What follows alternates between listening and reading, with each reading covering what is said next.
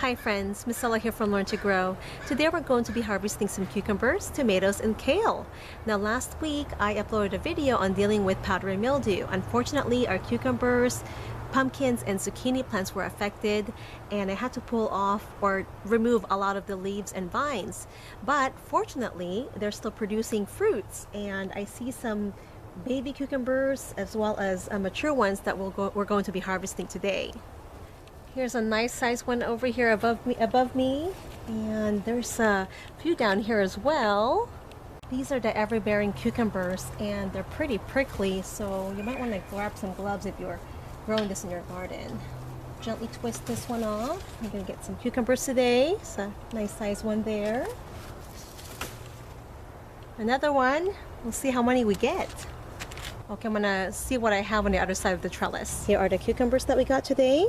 These ones here are the ever-bearing cucumbers.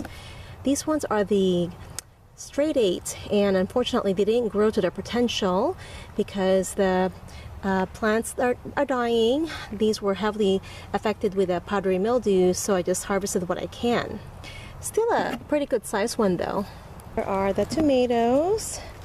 There's a bunch of ripe ones in there. We grew mainly the cherry type of tomatoes, but I also grew this Bonnie's Best. These are Bonnie's Best tomatoes. They're more of a medium type tomatoes, great for slicing. And I have grown the beefsteak tomatoes in the past, although they don't ripen fast enough here in the Pacific Northwest. We do have a milder climate, so the smaller type tomatoes do really well here, especially the aroma tomatoes, the cherries, the grape, as well as this one here. So we're gonna another one here. I'm going to get some of these Sun Gold tomatoes. These are perfect. I love the flavor of these ones. They're sweet and tart at the same time. It's actually one of our favorites. More of the Sun Gold tomatoes here. I'll be picking today. They're Super 100s and more Sun Gold. We're going to go ahead and pick some of these Russian kale.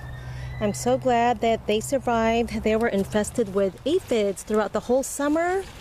So I pulled out a lot of the infected leaves. I didn't spray anything on them, and they recovered, so I'm just so glad. I usually harvest the lower leaves first, the more mature leaves. You can harvest the younger leaves as well if you like the baby greens. I like to stir fry the leaves with garlic and olive oil, and sometimes I throw a few tomatoes in there as well. And of course they're great for juicing and smoothies. So when I harvest my leaves, I usually just pop them down and pull up, just like that. They just pop right off. So just like this. So they kind of just snap off. It's pretty easy. What a bountiful harvest today. I'll be sharing these with friends and family. I even picked some basil as well. I can't wait to toss the kale, tomatoes, and some homegrown garlic with olive oil and stir fry that. It's really, really good. And if I have any extra tomatoes, I'll be making some more sun-dried tomatoes, which you can use your oven or a food dehydrator. Well, thank you so much for joining me today in the garden. I hope that you're getting some great harvest as well. Have a wonderful day and happy gardening!